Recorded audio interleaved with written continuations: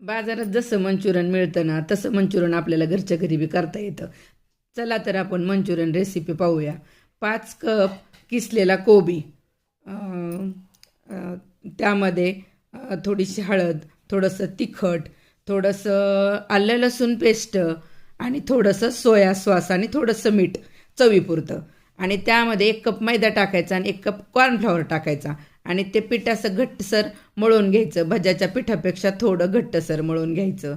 आपल्याला थोडं तिखट लागत असलं तर लाल तिखट थोडं जास्त प्रमाणात टाकायचं आणि पाणी अजिबात वापरायचं नाही. कोबीच्या पाण्यातच हे सर्व मळून घ्यायचं आणि मग कडकडीत तेलामध्ये हे तळायचं. कडकडीत तेलात जर तळलं तर खूप कुरकुरीत होतात आणि चवीला पण खूप छान लागतात. आपल्याला जर कलर पाहिजे असला तर फूड कलर टाकायचा किंवा बीटचा कलर टाकायचा, त्यामुळे कलर पण खूप छान येतो आणि खायला खूप अतिउत्तम लागतं.